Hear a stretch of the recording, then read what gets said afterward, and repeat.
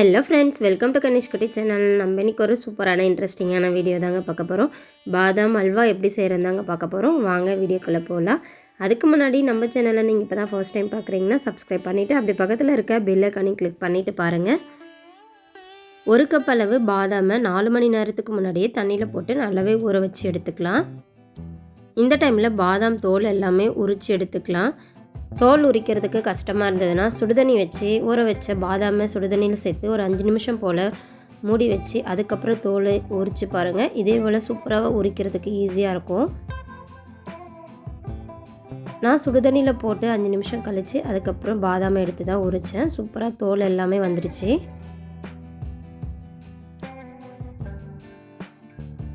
பாருங்கள் எவ்வளோ சுலபமாக உரிக்க வந்துடுச்சு. அவ்வளோதான், எல்லா பாதாமுமே தோல் எடுத்துட்டேன். தோல் எடுத்த பாதாமை ஒரு ஜாரில் சேர்த்து நல்லா நைஸாக அரைச்சிக்கலாம். அரைக்கப் அளவு பால் கொஞ்சம் கொஞ்சமாக சேர்த்து அரைச்சி எடுத்துக்கிட்டேன். நல்லாவே நைஸாக அரைச்சிக்கலாம். பாருங்கள், இந்த பதத்தில் இருந்தால் போதும்.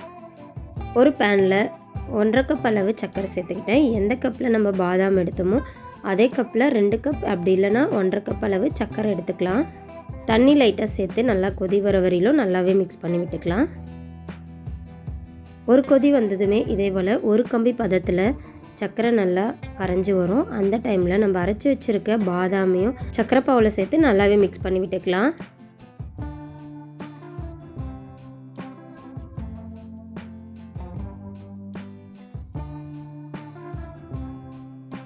கேஸை மீடியம் ஃப்ளேமில் வச்சுட்டு நல்லா மிக்ஸ் பண்ணி விட்டுக்கலாம். கைவிடாமல் நல்லாவே மிக்ஸ் பண்ணி விட்டுக்கலாம். இதே போலவே 10லேருந்து 20 நிமிஷம் போல் மீடியம் ஃப்ளேம்லேயே வச்சுட்டு நல்லாவே மிக்ஸ் பண்ணி விட்டுக்கலாம்.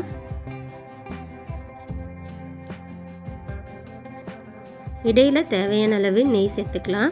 நான் 2 டேபிள் ஸ்பூன் அளவு சேர்த்துக்கிட்டேன். கூடவே ஏலக்காய் தூள் சேர்த்துக்கலாம். குங்குமப்பூவை பாலில் மிக்ஸ் பண்ணி வச்சுருக்கேன். அதையும் உள்ளார சேர்த்துட்டு நல்லாவே கைவிடாமல் மிக்ஸ் பண்ணி விட்டுக்கலாம். கடைசியாக இதே போல் கட்டியாக வந்துடும். அவ்வளோதாங்க, சூப்பராக பாதாம் அல்வா ரெடி ஆகிடுச்சு. ஒரு பிளேட்டுக்கு மாற்றிக்கலாம். சுட சுட சூப்பரான டேஸ்ட்டில் பாதாம் அல்வா ரெடி ஆகிடுச்சு. கண்டிப்பாக நீங்களும் உங்கள் வீட்டில் ட்ரை பண்ணி பாருங்கள். ரொம்பவே சூப்பராக இருக்கும் சாப்பிட்றதுக்கு. இந்த வீடியோ உங்களுக்கு பிடிச்சிருந்தால் லைக் பண்ணுங்கள், ஷேர் பண்ணுங்கள், சப்ஸ்கிரைப் பண்ணுங்கள். அப்படியே பக்கத்தில் இருக்க பெல் ஐக்கானையும் கிளிக் பண்ணுங்கள். தேங்க்யூ ஃபார் வாட்சிங்.